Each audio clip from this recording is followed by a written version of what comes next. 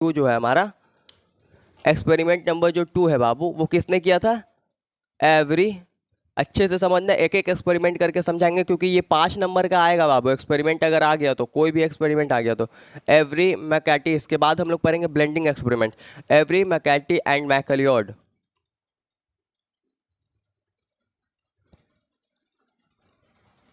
तीन साइंटिस्ट थे, ये लगभग 1933 से 1933 तक 44 तक का इन लोगों का डाटा दिया हुआ, वर्किंग डाटा, ठीक है। 1933 से 1944 तक इनका क्या दिया हुआ है बाबू? वर्किंग डाटा दिया हुआ। क्लियर है ये बात? साइंटिस्ट का नाम याद रखना, Avery McCarty and MacLeod experiment. Clear है? इन्होंने क्या किया बाबू, इनसे पहले देखो, इनके एक्सपेरिमेंट से पहले, prior to this experiment, prior to this experiment, इसका मतलब होता है इस एक्सपेरिमेंट से पहले,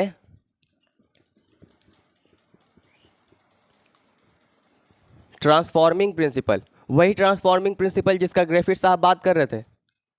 अरे ग्रिफिथ साहब 1928 में काम किया था, उसके कुछ साल बाद ये काम कर रहे हैं, तो ये उसी ट्रांसफॉर्मिंग प्रिंसिपल के ऊपर बात कर रहे हैं। इधर देखो मेहर, उसी ट्रांसफॉर्मिंग प्रिंसिपल के ऊपर बात कर रहे हैं। इन्होंने क्या कहा, मतलब एवरी मैकेटी और मैकलियोड का जो 1933 से लेकर 1944 तक जो काम चला, उससे पहले हमारे पास क्या था? प्रायर टू दिस एक्सपेरिमेंट, यानी कि इस एक्सपेरिमेंट से पहले हमारे पास क्या था?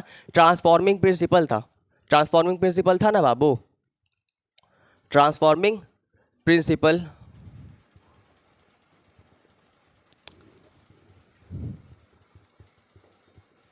considered to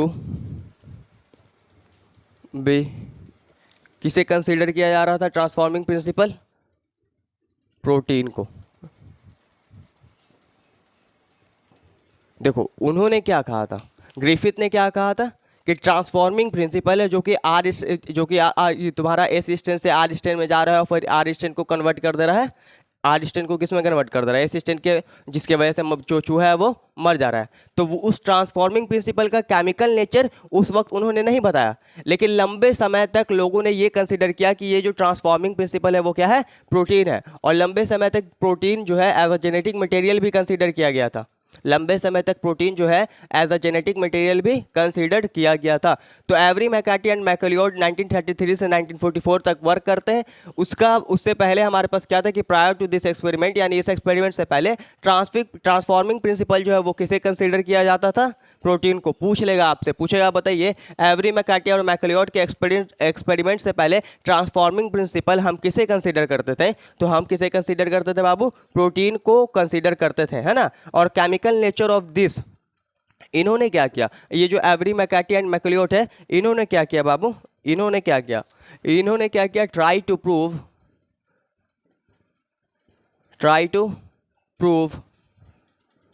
केमिकल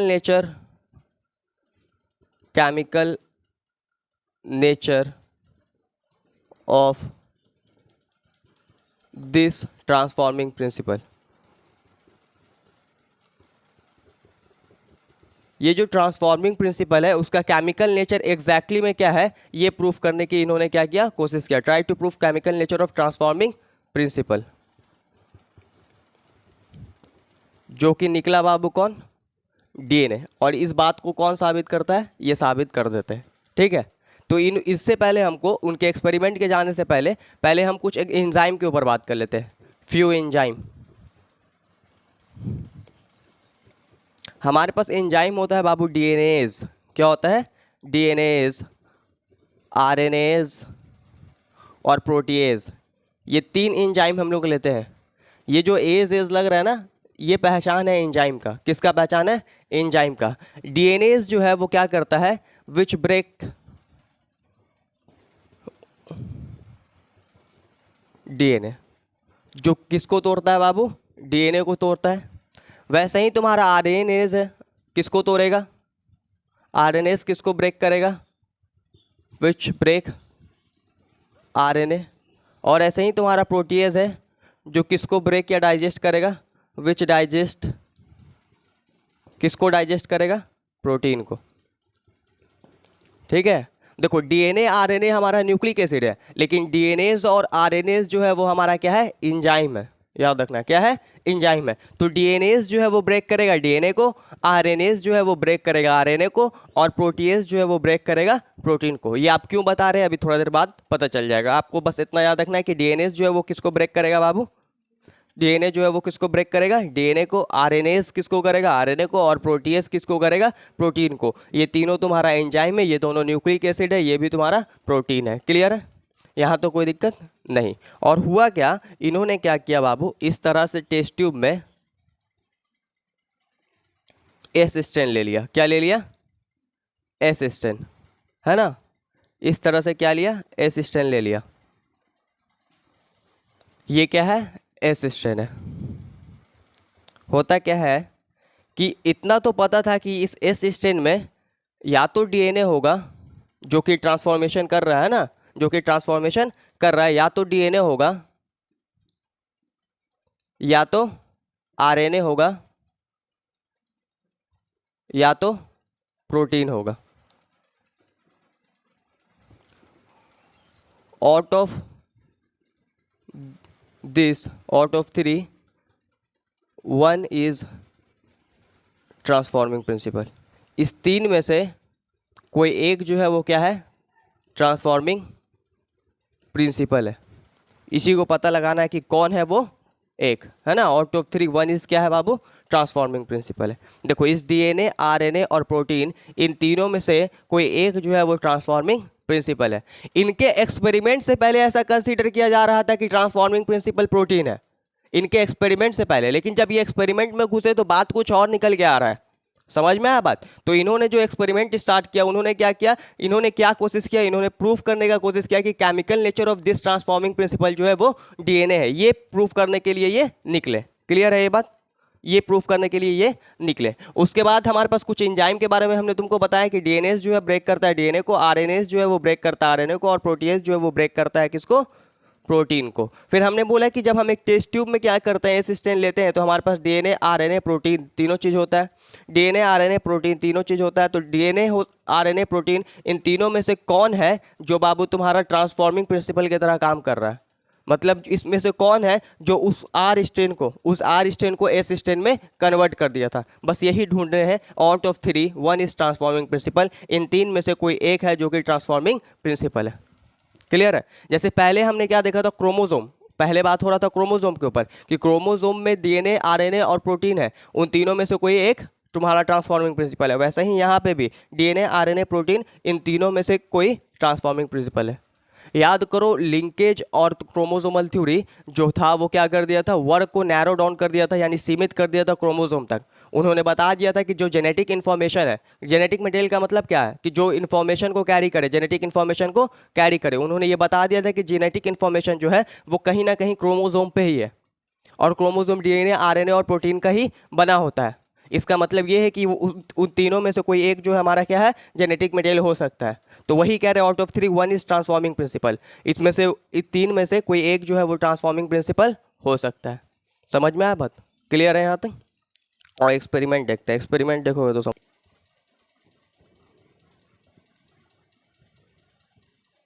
चलो एक्सपेरिमेंट के ऊपर बात करते हैं। ठीक है, यहाँ पे हमारे पास मान लीजिए ये हीट किल्ड एस स्ट्रेन है।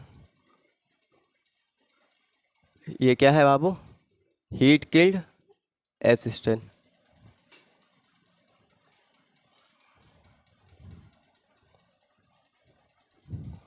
हीट किल्ड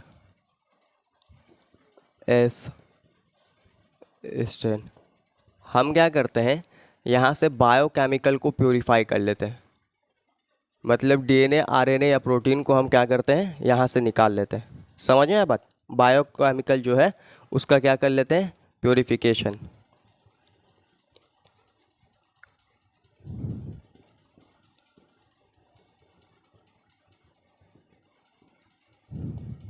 किसका कर रहे हैं, एस स्ट्रेन का। ठीक है, यहाँ पे हमने क्या क्या रखा है बाबू, ये मान लो डीएनए है, आरएनए और प्रोटीन, ये तीन चीज़ हमने क्या किया, निकाल लिया।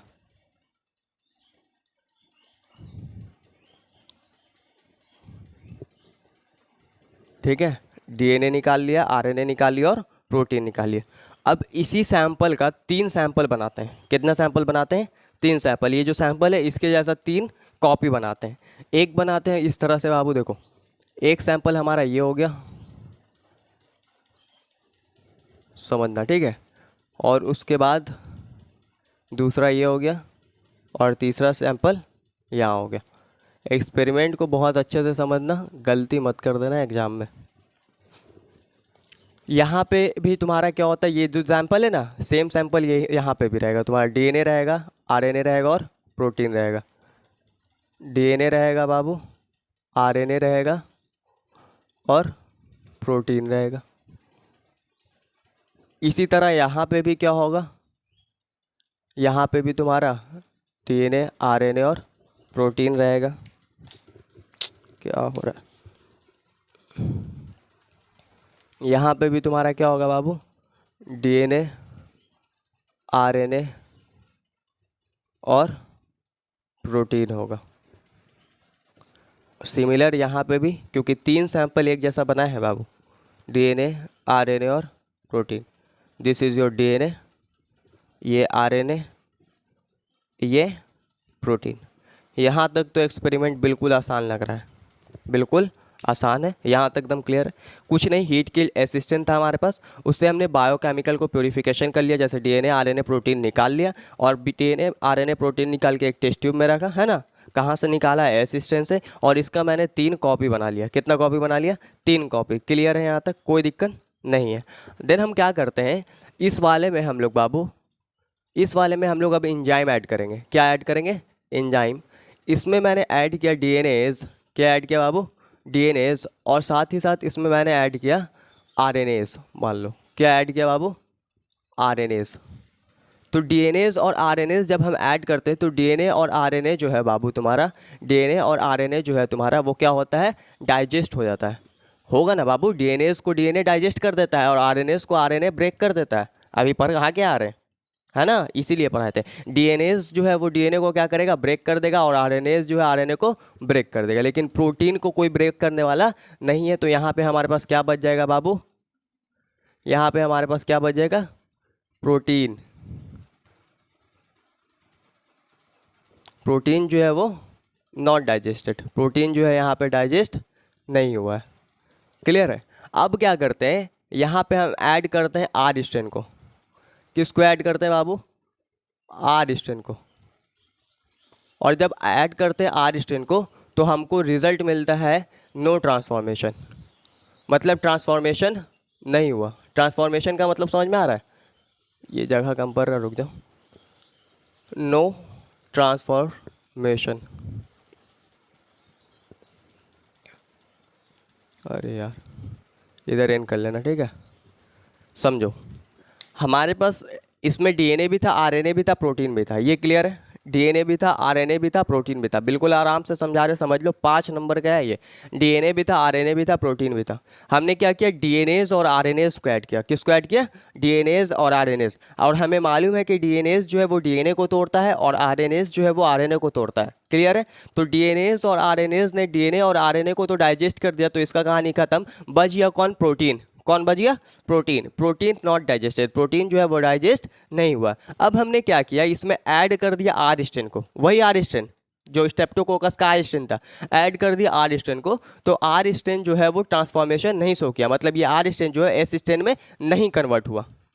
आर स्ट्रेन जो है वो एस स्ट्रेन में नहीं कन्वर्ट हुआ। यहाँ से ये पता चलता है कि जो प्रोटीन है भाई सर, जो प्रोटीन है भैया, वो प्रोटीन क्या करता है? प्रोटीन आर स्ट्रेन को एस स्ट्रेन में कन्वर्ट नहीं करता है। यहाँ से ये पता चल गया। पता चला कि नहीं चला? चल गया ना पता। उसके बाद हमने क्या किया बाबू? उसके बाद हमने क्या किया? हमने क्या किया उसके बाद? तुम्हारा डीएनएज और आरएनएज ले लिए, है ना। और देन हमने क्या किया? डीएनएज और प्रोटीएज लिया। और क्या लिया? प्रोटीएज। डीएनएज डाइजेस्ट कर देगा डीएनए को और प्रोटीएज डाइजेस्ट कर देगा प्रोटीन को। तो इस वाले टेस्ट ट्यूब में हमारे पास क्या बचेगा बाबू? आरएनए बचेगा। दिस इज आवर आरएनए, है ना। आरएनए जो है वो क्या हुआ? Not digested. फिर से हम क्या करेंगे? ऐड कर देंगे किसको? आर स्ट्रेन को हम क्या कर देंगे? ऐड कर देंगे। ऐड किया जब आर स्ट्रेन को, तो वापस से हमको रिजल्ट जो है वो सिमिलर दिखता है, नो ट्रांसफॉर्मेशन। यहाँ से ये भी पता चल गया हमको कि आरएनए जो है वो ट्रांसफॉर्मेशन नहीं कराता है, मतलब आरएनए नहीं था जो कि आर स्ट्रेन को एस स्ट्रेन में वहाँ पे कन्वर्ट किया था, है ना। अगर ऐसा रहता तो ये आर स्ट्रेन जो है वो एस स्ट्रेन में कन्वर्ट हो जाता, लेकिन यहाँ पे भी कोई ट्रांसफॉर्मेशन देखने को नहीं मिलता है। ये दो बात क्लियर है। उसके बाद क्या करते हैं हम लोग, यहाँ पे हम लोग ऐड करते हैं आरएनएज और प्रोटीएज। यहीं पे ट्विस्ट आ जाएगा, आरएनएज और प्रोटीएज। गौर से देखिएगा बाबू, आरएनएज और प्रोटीएज। आरएनए किसे डाइजेस्ट करता है बाबू, बोल दो यार। और प्रोटीएज किसको डाइजेस्ट करता है, प्रोटीन को। क्लियर है ये कहानी। मतलब इस वाले टेस्ट ट्यूब में हमारे पास क्या बचा है, क्या बचा है बोल दो। इसमें कौन सा बचा है बाबू, इसमें हम लोग का बचा है डीएनए। क्या बचा है, डीएनए बचा है। DNA not digested. इस बार जो डीएनए हमारा वो डाइजेस्ट नहीं हुआ है, डीएनए नॉट डाइजेस्ट। क्लियर है, डीएनए नॉट डाइजेस्ट। अब हम लोग क्या करते हैं, डीएनए नॉट डाइजेस्ट तो ठीक है, उसके बाद हम लोग क्या करते हैं, ऐड करते हैं। किसको ऐड करते हैं बाबू, आर स्ट्रेन को। और अब क्या होता है, यहाँ पे ट्रांसफॉर्मेशन